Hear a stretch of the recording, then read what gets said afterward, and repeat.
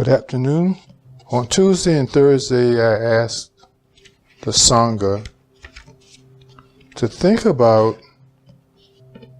why they were standing at the practice line. In other words, what are you here for?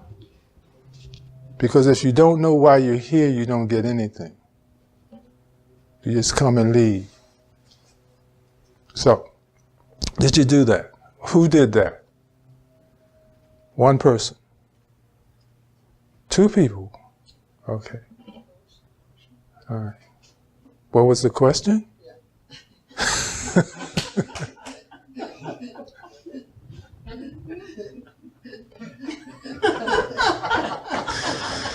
Okay.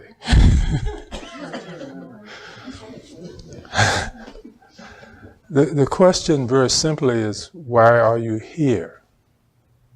You know, to ask yourself that question. Why am I practicing? Why am I standing at the foul line? Why am I practicing? Because if we don't know why we're practicing, we don't know what to practice. Okay? And two people. Oh, okay. Fantastic. That's great. That's great. Because as we indicated, the practice is easy. But what's complicated is finding out the blend that each individual needs to mix for themselves, the prescription that makes it work for them.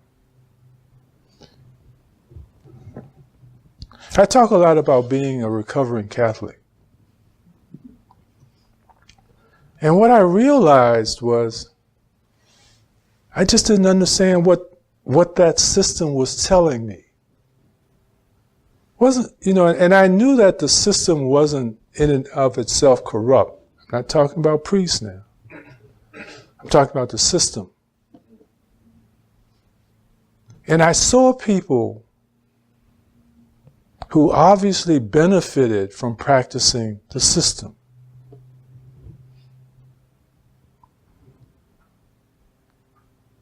But I couldn't get it. I couldn't make it work for me. That's what I mean. I couldn't make it work for me because I didn't understand what they were telling me. Now, when we think about Christian theology, most often we hear phrases like, let go and let God. Take your problems to the altar. Lay it down at the feet of Jesus. All they're telling you is putting your stuff down. That's what they're telling you. Whether you leave it at the foot of Jesus or whether you leave it at the altar or whether you lay it down, you are renouncing it. You are abandoning it. You are giving it up. And when you give up your problem, when you let it go, your suffering ends. Now that's what the Buddha taught us 2,700 years ago. When you lay your problem down, your suffering ends. So in Christian theology, it says when you lay it at the altar, when you lay it, give it to God, when you let go and let God, when you lay it at the foot of Jesus, your suffering will end. Well, it's not that you laid it at the foot of anybody. It's that you let it go. But if you don't understand that, it doesn't work for you. See, because I didn't hear in my Christian education that when I let it go, when I went to confessional on Saturday, that when I came out of that confessional, I was no longer a sinner. See, when you let it go, you don't have it anymore. But when I came out, I still believed I was the same person I went in as. That I just talked to the priest. So I kept with me the same things that caused me to make my mistakes. So I never got better because I didn't understand my practice. I didn't understand why I was there. I didn't know.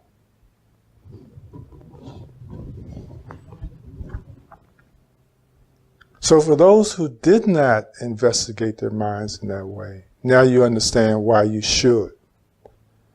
Because until you understand why you are practicing, you will never benefit from the practice.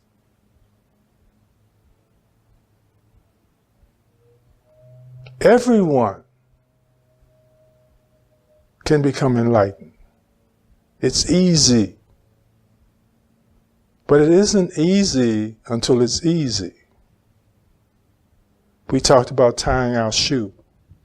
How easy it is to tie our shoe. But until we learned it was easy to tie our shoe, it wasn't easy.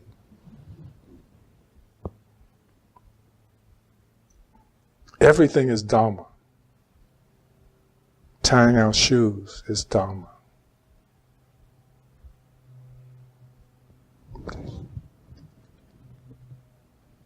Questions?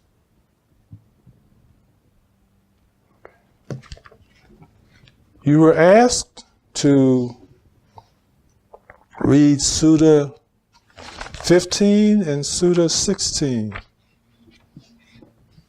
Who did that? I wanted to confirm what book that was in, because when I found it online, I wasn't completely clear if I was reading the right thing. Okay, Majjhima Nikaya. Okay, so who studied the suttas? Mark? But it's funny,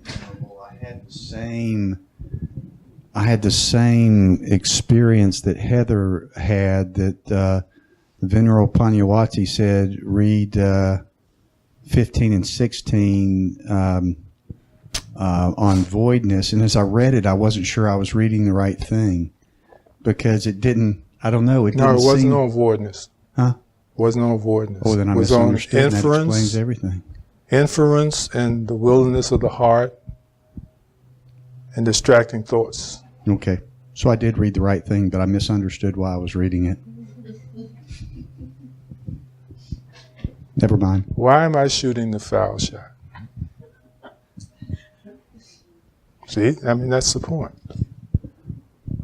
And so we're here to exchange. We're here to ask questions, to get clarity, to always be posited in clarity. Whether it's because we are evolving in our understanding of what is presented, or whether it's because we are evolving in our relationship with everything else. It's about clarity. It's about being awake, about being aware, about being here. Yeah? Okay. So for any of you who know that you're standing at the beginning of the gate, at the gate of practice, and you know why you're there, and it still isn't working, then here's something to consider.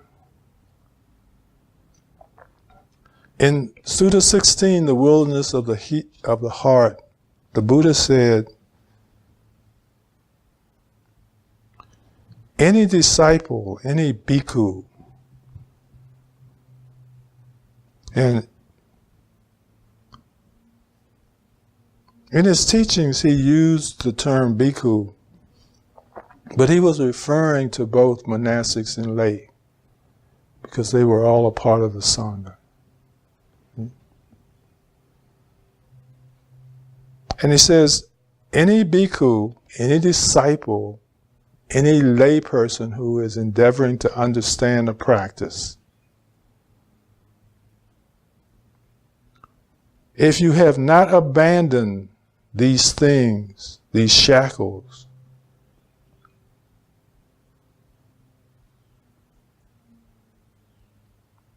that you should come to growth, increase, and fulfillment in this Dharma and discipline is impossible. See, so he's telling you right up front some of the things that you have to investigate and let go of in order to receive the unction, in order to receive the clarity. There's some things that you have to let go of. And it says, what you have to let go of is doubt, uncertainty, being undecided, and unconfident about the teacher, about the teaching, about the Sangha, or the training, and the training. And it says the fifth one is if you are angry and displeased with your companions, with your Sangha members, with your community, with the world.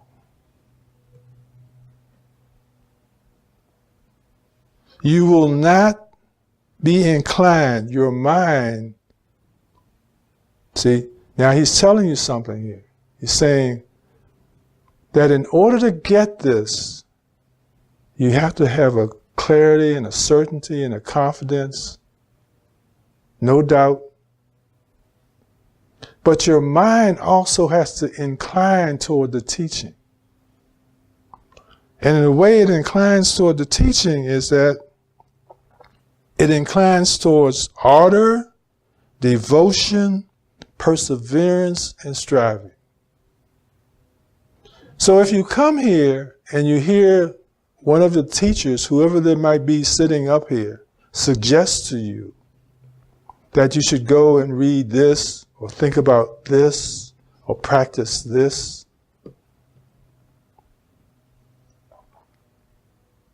and you go away and come back next week without doing those things, then it's not the fault of the practice.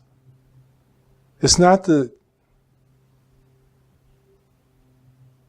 impetuosity of the practice that's your problem.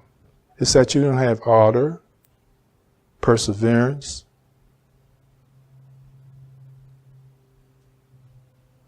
and that's something that you have to abandon from within yourself. You got to find those little things that keep us from success. And they're different for everybody. For most of us, there's a problem we bring to the table. There's a problem we bring to school for most of us. And that is we grew up denying the wisdom of anybody but our parents. In other words, the attitude we had was, you can't tell me anything because you're not my father.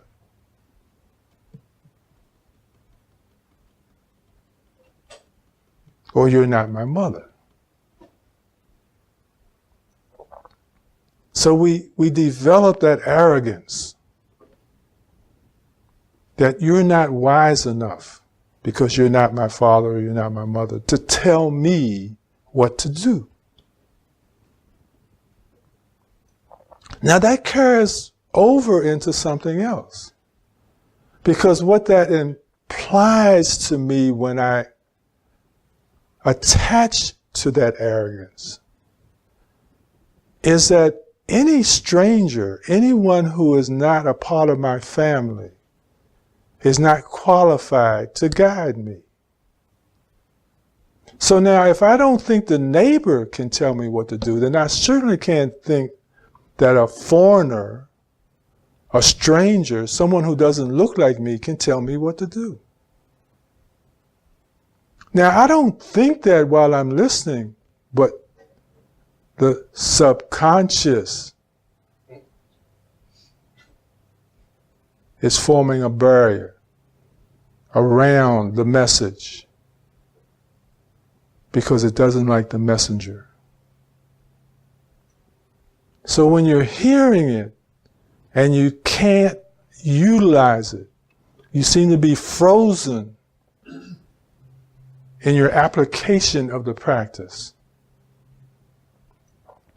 That you can sit there and say, it sounds good to me. I see it working for the other, but I just can't make myself do it. You have to really go inside and examine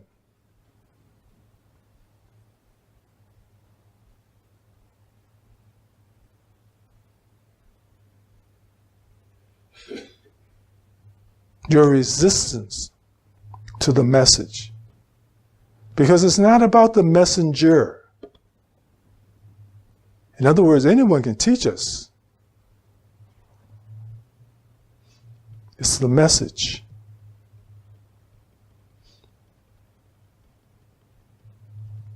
So these are the things I want you to work on. Purging from within what it is that's a barrier to the message that says this thing called enlightenment is easy to do.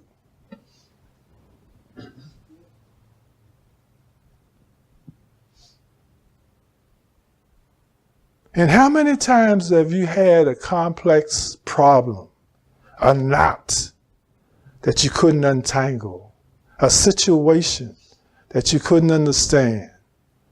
And someone would say to you, well, all you got to do is do this. And you go, oh, crap.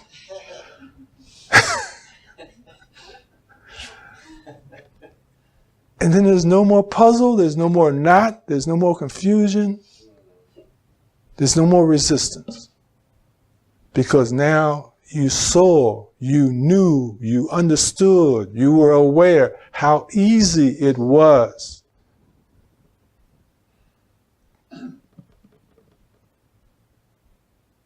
That's it.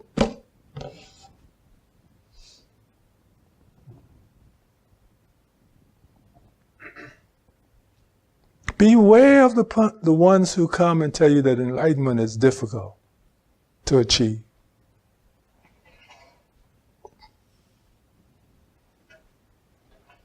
The Buddha said, all you have to do is get into the stream.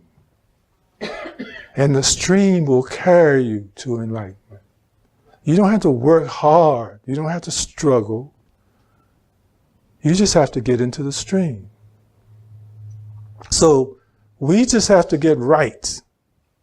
We just have to get the right frame of mind, the right polarization of our energy to align, to become in harmony with the message. And the message will carry us. It'll be clear. You'll look at things and say, oh, I understand how to work with this. I understand how to untie this knot. I understand how to have this relationship. I understand how to treat this person. That's enlightenment.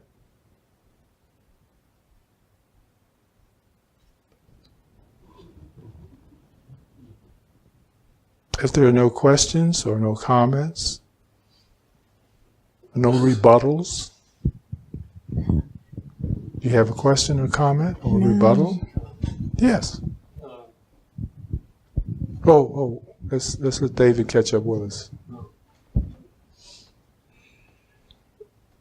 For myself, does this work? Yeah, okay. For myself,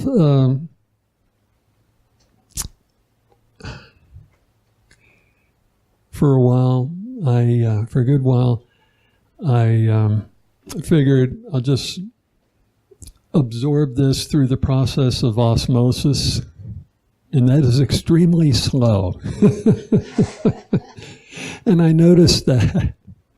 And so, innately, the question comes up to me, oh,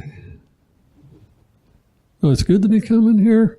And I would always get a yes. And So I decided to, should I say, get into the power of intention more. Mm-hmm.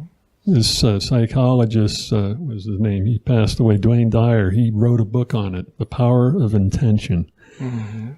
And, So did the Buddha. Pardon? And, no, go ahead. So did the Buddha, yeah. So one day, I actually realized that I don't have to be watching my breath for my thoughts to go away. Mm-hmm. I can just kind of, I Let can't it explain it really, but I can now, my thoughts don't invade me when I'm meditating. Okay. So Wonderful. for me, that's been something. For most people, that would be a tremendous achievement. Thank For a you. long time, they invaded me. Oh, for a long time, they've bothered all of us. Yeah. But I think the power of intention, so to speak, that really that Wonderful. helped. Wonderful. Thank you.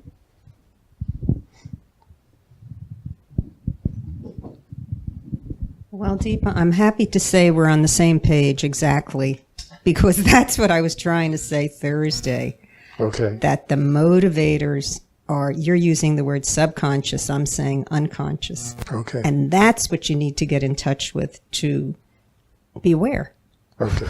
to make changes in your behavior. So, Okay. I'm glad. any idea if the Buddha had a concept of the unconscious? What do you think?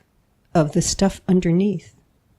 I'm curious. Well, when we talk about the unconscious and the subconscious being synonymous, then we're talking about mindfulness, right? Remember what we're talking about is existing in the noumenal, or this place before conceptualization occurs, before definement occurs.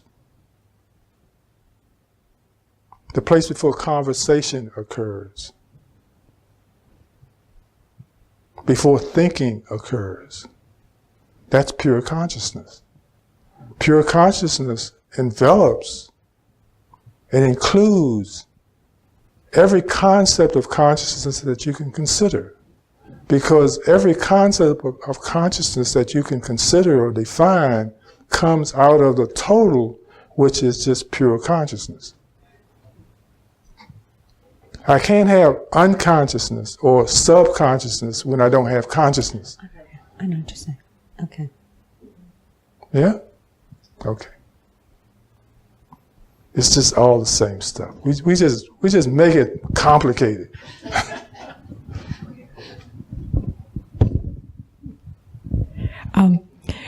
An insight that I got that this lesson, your Dharma talk, started this morning for me in the kitchen.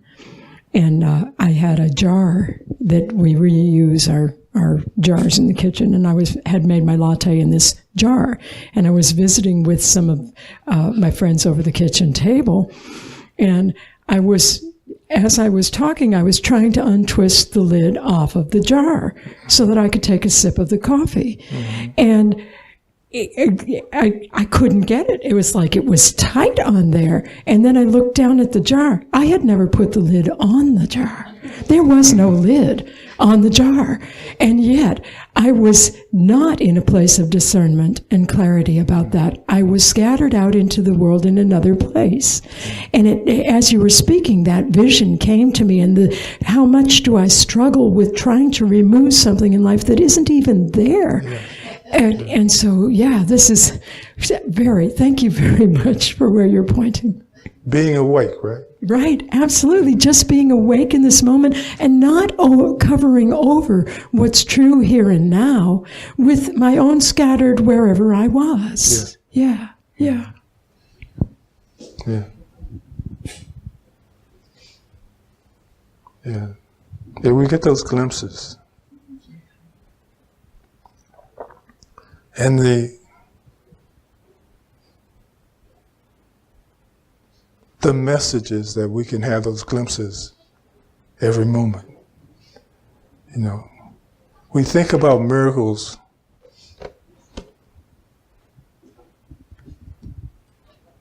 as scarcities, as things that come by once in a lifetime. But miracles occur every moment, every day. But you got to be able to see them, you know. You got to be awake. You got to be aware. If you're looking over here, you don't see the miracles. So, be awake to the miracle. Life is great. Yeah. Okay, anyone else? Yes, John. Foul shots was an actual literal experience for quite a long period of my life. And never got to what was the heart of the matter of me shooting thousands of foul shots. And self-mastery came to mind, and then other times it was what's actually occurring for this ball to go through that hoop. So it was a shooting without a shooter, feedback on my understanding, and as well as when it actually didn't go in, that experience. And I got up to 96 out of 100, and so one thing is the self-mastery, yet do you have to have 100 out of 100 to have perfection? Did you ever ask yourself why you were there in the first place? The self-mastery was the word, but it never. No. And then the practical thing. No, so, hold on. So yes. Hold on. Listen to what I'm asking you. Did you ever ask yourself why you were at the foul line in the first place? Yes. You did? Why were you there? You said self-mastery. Yes. But why were you there to attain self-mastery? You were there to attain self-mastery because you wanted to be able to step up at the foul line in the game and make the shot. That was there as well. Okay, so now that's another layer of going to the foul line, right? So then getting to the foul line in the game requires either what? Intentional fouling or unintentional fouling. Yes. Right? So there's still these refinements as to why I'm at the line in the first place. Right? But this is Dhamma. Right. Because once I understand intentional fouling, I understand I was intentionally foul because they thought I was a poor foul shooter. Right? So now how can I fix that? Well, I can get mad at them for doing that, or I can learn to shoot foul shots better. Because then I take the reward out of their intention. The charity stripe. Yeah. Or the free, actually. Yeah. Free throws. Yeah. So then I learned another refinement in that whole thing about foul shots. That in life, there are people who will intentionally foul me. Yes. They will lie about me. They will slander me. They will disrespect me. There are some who will just become amused because they've upset my day. Yes. And the way that I can stop them from doing that is threatening them, arguing with them, fighting them. But that never works, does it? No. But what I can do is take the reward out of their efforts, of their intention. See, because their reward is me getting upset. Right. Yes. Yeah? And when they foul me and I make the shot, I don't get upset. I don't get angry. I don't get bothered. I don't lose my peace. I don't lose my position. I don't lose my intention. Then they stop. Because there's no fun in it. There's no fun. Look at everything like that. Everything has layers, and everything has something to teach us. Thank you, John. Anyone else?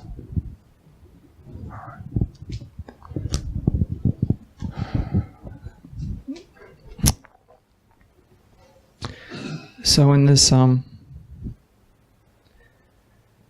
this condition that's referred to as enlightenment,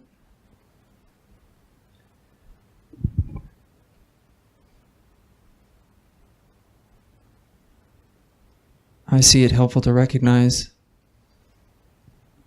that the Buddha said, "Truly I have attained nothing from complete and unexcelled enlightenment."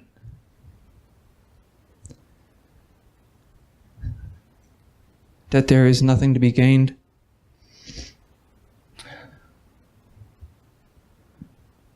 That this is a process of removal. That which is perceiving these words is non-different from the Buddha nature.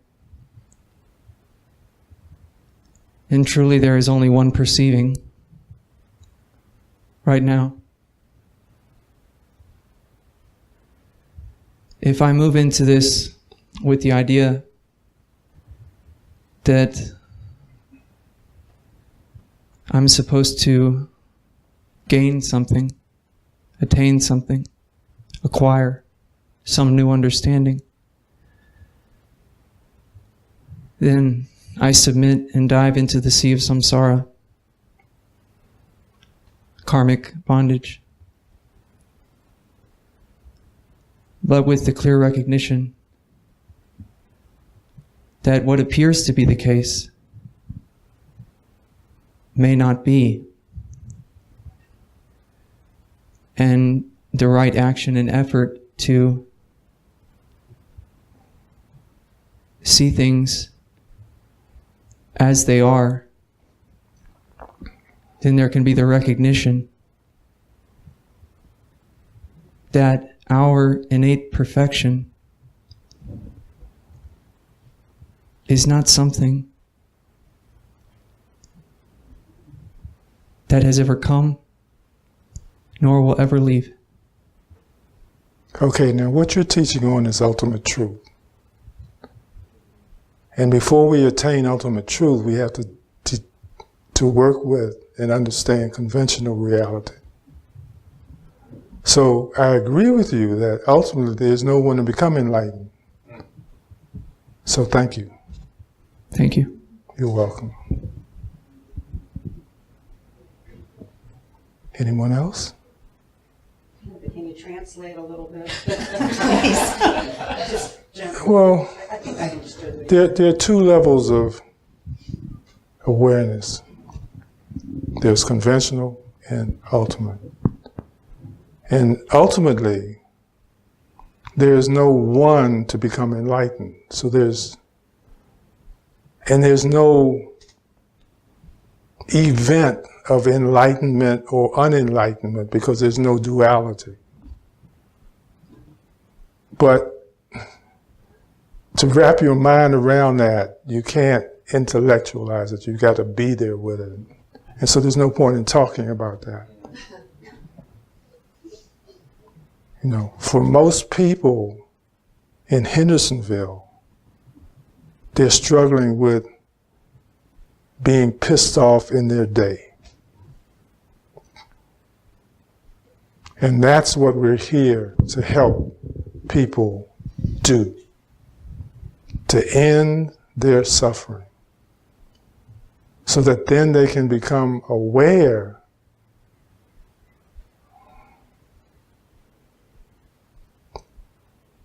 that there's really nothing to do. I didn't mean to present something that seemed... You're not, that's not a problem. We're all here to exchange, but we're But- not all here to teach. Right. I understand. If We need to go get our own sanghas to teach. all right. Thank Okay? Okay.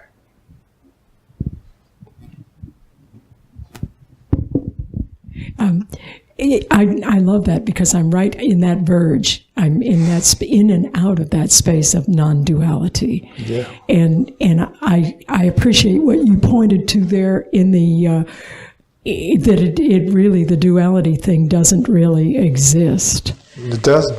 And that is a great freedom when we shift out of that one. The way I see it these days is that my selfing, when there's a self on board, it's like a veil over that light that was pointed towards that oneness. And it's just a matter of removing these veils, which is what you're helping us do, one veil at a time, lifting those veils off. Thank you so much, Deepa, for the guidance getting from one place to the next. There 'cause really I'm is no feeling oneness either. Yeah. I'm There feeling really it. is no oneness. Right, yeah, at the ultimate level, right. Because that would require something to be one or two. Yeah, exactly. Yeah, this is so cool. And it's It is cool. infinitely It's cool, cool, what isn't we're it? working towards here. Yeah, thank you. Okay, and I'll have to ask David, how do I blow my nose with this thing? However you would like. I will take care of it. Follow your inner wisdom. We'll just clip it out in the recording, right? Or keep it, it Okay. could be a miracle in there. Yeah.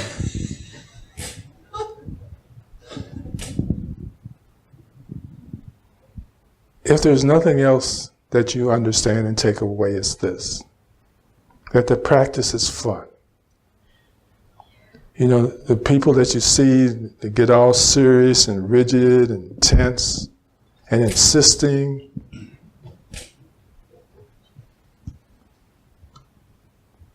the happy ones, that's what we can all become. So, don't get too serious about it. Don't get too rigid. Don't get too enlightened.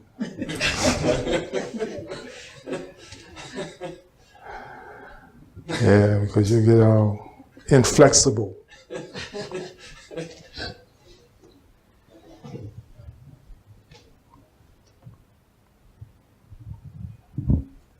It's truly good news. It's truly liberating. And when you remove all of that stuff, you feel light, enlightened. When you take all of your crap off of you, you float. You walk on water.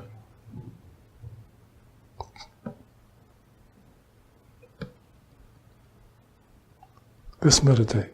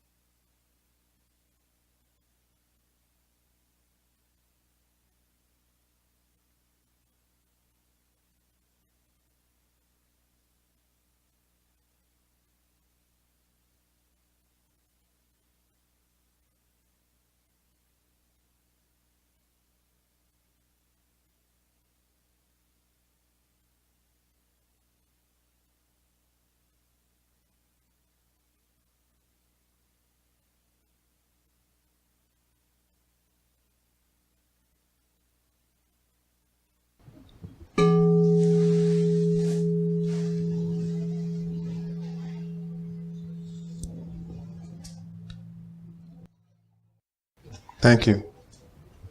As our friend Andrew pointed out, we can become very self-righteous in our enlightenment. And then we go, oops. Because as soon as I recognize my self-righteousness, I realize that I'm not enlightened.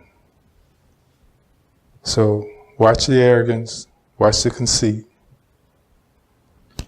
The reality is, we think we're human, but 90% of our cells are inhuman.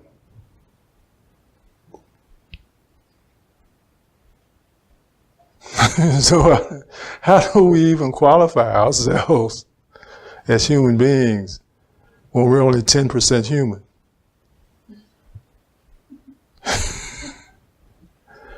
When you think about it, it makes you smile. Because it takes a lot of weight off of it. It's like, oh, yes, all right. Yeah. Yeah, I knew there was something unique about me.